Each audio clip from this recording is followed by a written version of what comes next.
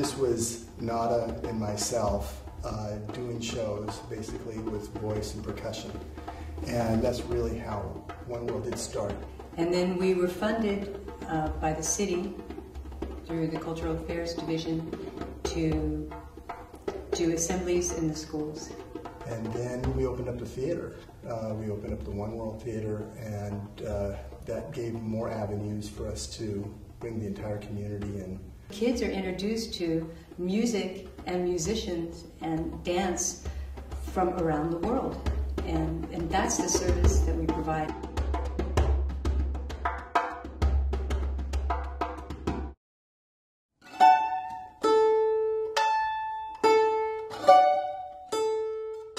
Once kids touch instrument and he feel it how play together, that's it. And this affected their whole life. There are many students that have access to One World programs who, left to themselves, would not have a chance to be exposed to these cultures. And arguably, they're the kids that need it the most. They listen and they learn, they ask questions, they sing along. And I'm sure that when they go home at night and mom or dad asks them about how their school day was, the first thing they talk about was what they saw at the One World program.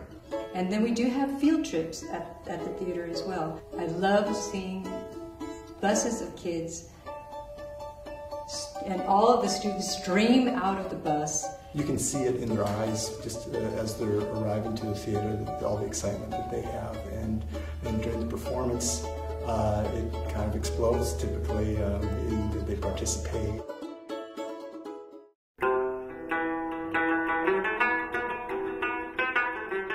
You want to express something which is deep inside your heart, something which is beautiful, something which is real, something which is true, which is so important in today's world. And the reason that it's important for kids to see the world in their schools is so if they see a woman walking down the street wearing a sari, for instance, Indian traditional garb, they won't look at that person and say, oh, that's a weird person, you know, what's wrong with that person? Doesn't dress like my mom does or whatever. They'll see that that person comes from a tradition. They will have been introduced to it in their school. They would have been even dressed in it themselves.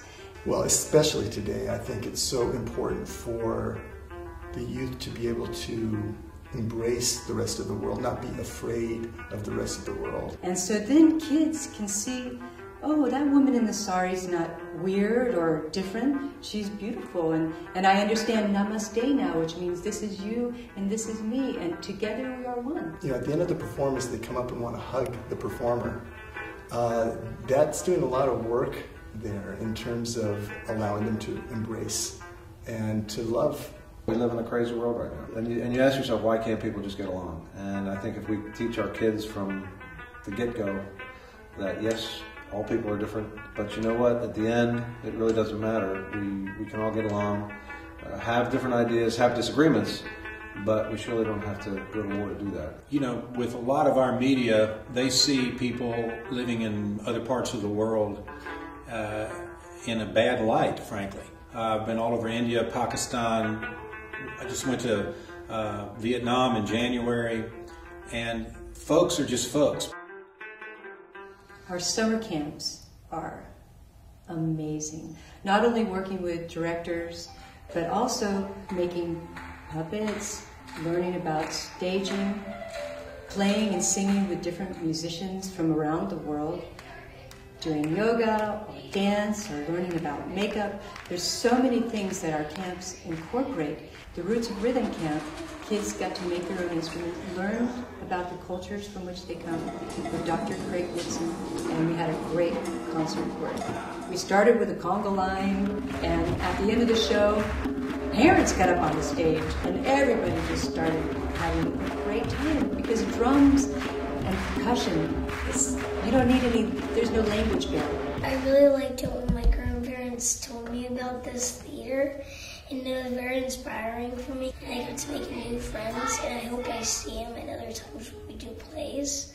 I was a skunk, and it was very fun for me because it was my first time they gave me an easy job, and I hope when I grow up I become more inspiration for doing bigger jobs. Jackson is very, very enthusiastic, and especially he seems to love One World Theater so much that he calls it his home.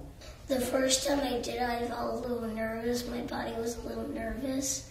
I was a little shaky, and then when I got up there, I was like, wow, there's a big crowd. I didn't think about the crowd. I just thought about everybody I got to perform with and all the fun people and all the funny stuff we got to do.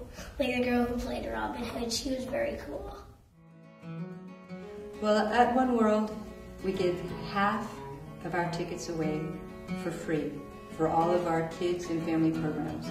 We've seen through one of our artists, or Hart and I, and going into the schools, we've seen 1 million kids. Well, one of the things that happens, especially in slow economic times like we're going through right now, is the arts are the first to get hit. I think it makes it even that much more rewarding for people who they just decide that kids need the arts, they need exposure to world culture.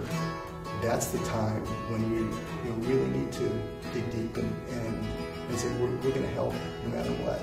If it weren't for donations, if it weren't help from the city, if it weren't help from corporations, foundations, or people who have helped so much, our doors would have closed a long time ago. I never knew what my life support would be, but I'm very grateful that it's for the kids. I'm very grateful that it's turned into this. I never expected it. Yana and I, after every performance, it doesn't matter what country you come from, what color your skin is, what religion you have, we're all part of one world. We are one world. We are one world. We are one world. We are one world. We are one world. We are one world. We are one world.